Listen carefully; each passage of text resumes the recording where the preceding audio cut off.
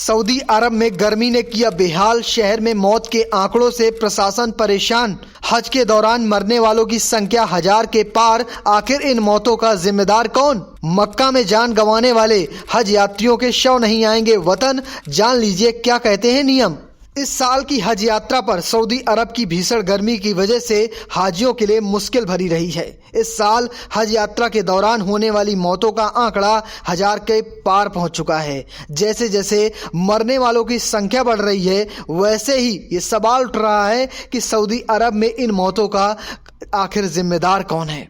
Saudi अरब में social media पर ऐसी सैकड़ों तस्वीर और वीडियो साझा किए गए हैं जिनमें हाजी सड़क किनारे बेहोश या फिर मृत पड़े नजर आ रहे हैं। कई तस्वीरों पर इन लोगों को देखकर ऐसा लगता है कि लाशों को वहीं पर छोड़ दिया गया है।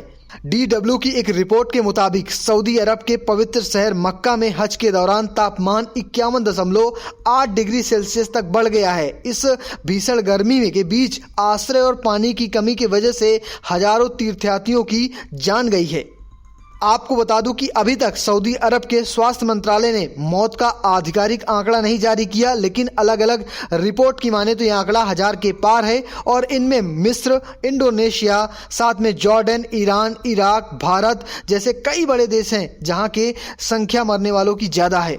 हज में गए मरने वाले तीर्थयात्रियों की संख्या तो बढ़ती जा रही है, लेकिन भारत के जो नागरिक हैं उनके मन में सवाल है, क्या इन मरने वालों के शव हमारे देश वापस आएंगे? क्या इन्हें अपनी मिट्टी में दफनाया जाएगा? तो आपको बता दें कि ऐसे कई सारे नियम हैं जिनमें ये बताया गया है, या टूर एंड ट्रेवल कंपनियां ये पहले ही लिखित कर लेती हैं कि अगर किसी की हज यात्रा के दौरान मौत हो जाती है तो उसे वहीं सऊदी अरब में ही दफन कर दिया जाता है। चलिए आपको सुनवाते हैं कर्नाटक सरकार के हज मंत्री क्या कुछ कह रहे हैं। जो हर साल की तरह हज यात्रा को गए थे, तो स्पेशली ऑल इंडिया लेवल कम से कम 68 लोगों का देहांत हुआ है और हमारे कर्नाटक में बेंगलुरु में 2 लोगों का देहांत हुआ है, एक अब्दुल्ला और एक कौसर मैडम बोल के।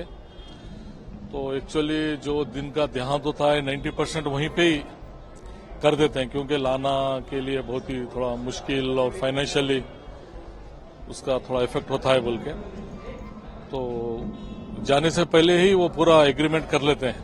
कुछ फैमिली का डिमांड है कि उनके शरीर उनका जो ये है इंडिया को आना चाहिए, कुछ लोग कर रहे हैं। नहीं, वही उसी के बारे में हम चर्चा कर रहे हैं।